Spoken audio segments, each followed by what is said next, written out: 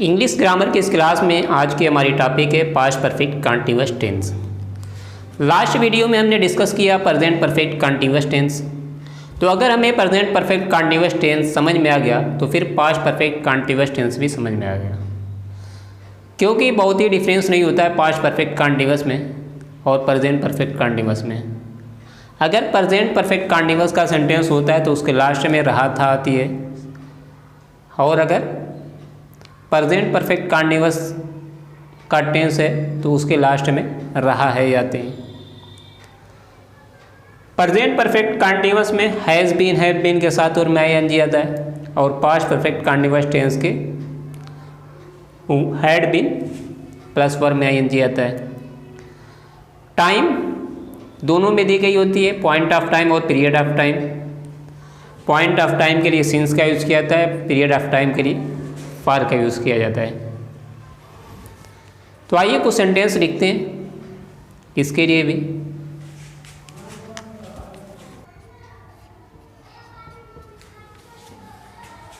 हमने यह सेंटेंस लिखा, वो आदमी 1 घंटे से दुकानदार से झगड़ा कर रहा था।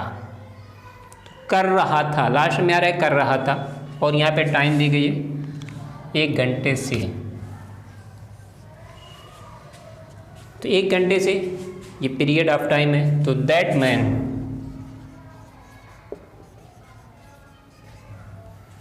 Had been,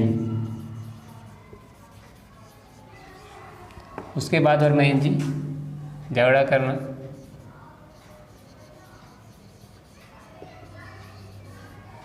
quarrelling. That man had been quarrelling, किससे झगड़ा कर रहा था?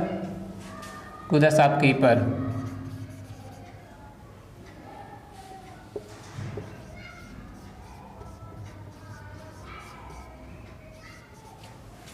कब से कर रहा था? 1 घंटे से। For an our.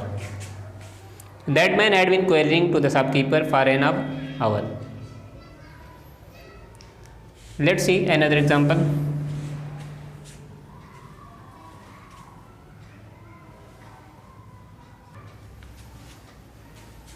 मंत्री जी 4 बजे से मंच से भाषण दे रहे थे, तो मंत्री जी के लिए लिखेंगे द मिनिस्टर।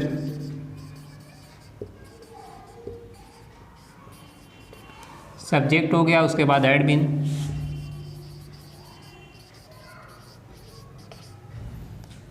उसके बाद मेन वर्ब पर डिलीवर में भाषण देना।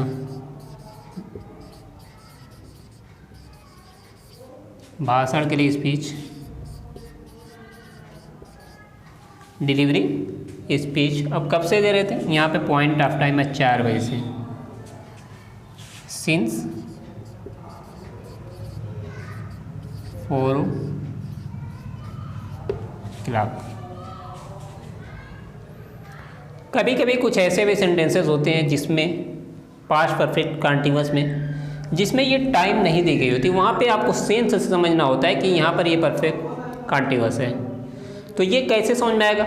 जैसे मान लीजिए कि अगर टाइम नहीं भी दी गई है, कोई ऐसी आपके,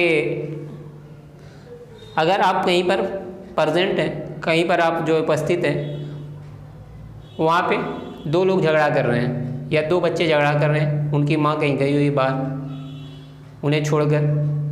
जब वो आए तो उन्होंने आपसे पूछा कि दोनों बच्चे क्या कर रहे थे, तो आपने बताया कि दोनों झगड़ा कर रहे थे, यानी जब से आप गई तब से ये झगड़ा कर रहे थे। तो ये इससे ये पता चला कि वो एक जो है पॉइंट ऑफ टाइम और पीरियड ऑफ टाइम में झगड़ा कर रहे थे। तो यहाँ पर ऐसे सेंटेंस में ऐसी जगहों पर हमें समझना होगा, यानी कि अगर सिंपल सिर्फ एक सेंटेंस लिख दिया जाए तो उससे ये नहीं पता चलेगा कि ये पास्ट परफेक्ट कंटीन्यूअस है कि पास्ट कंटीन्यूअस है।